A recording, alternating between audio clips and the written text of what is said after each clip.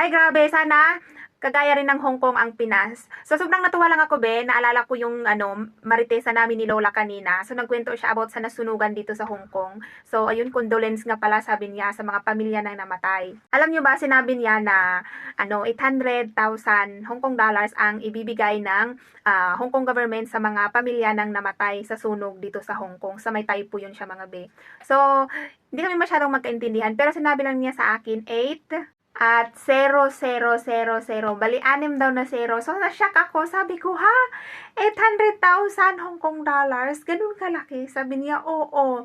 So, nag-usap kami papuntang school kanina. Grabe yung maritesa namin, mga baby loves ko. As in, hanggang sa napunta kami sa iba't ibang mga kwentuhan. Alam nyo ba, mga be, kung magkano yun? Kasi kinonfirm ko talaga eh. Nag-scroll ako ngayon kaya naalala ko yung mga sinabi ni Lola. So marami rin ng mga vloggers dito sa Hong Kong na nag-post ng about sa ayun nga sa 800,000 Hong Kong dollars na binigay ng gobyerno dito sa mga pamilya ng namatay. Hirap kasi magmarites, mga be, kapag hindi tayo sure ball sa ating minamarites. Ayun. So mahirap na yung mag-story making ka.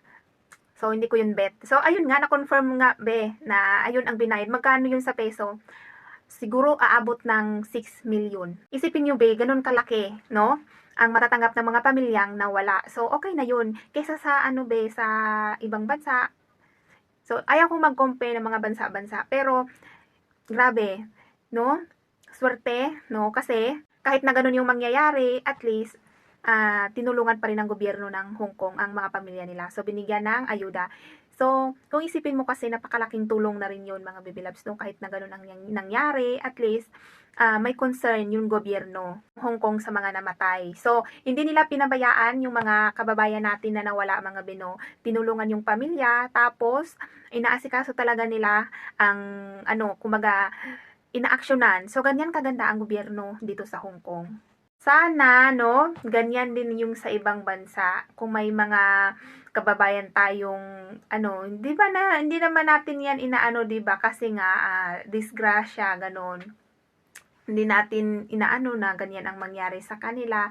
Pero yung point of view sa ating videos is, example na lang, kagaya ng Middle East. Halimbawa, may nadisgrasya doon, namatay. So, pauwiin yun. Tapos, ang usapan doon is blood money. So, dadaan pa sa kaso-kasuhan, ayun, bago magbayaran, ganun. Kung hindi mo pa irereklamo, walang mangyayari, ganun kahirap. Sana yung mga ibang bansa na pinupuntahan ng mga kababayan natin, mga baby loves, no, is ganito rin yung gobyerno nila sa Hong Kong or yung batas nila. At lalong-lalo na yung sarili nating bansa, ang Pilipinas. So, ayun lang, naalala ko lang din. So, nagiging lang, masaya lang ako kasi ganun ang nangyari.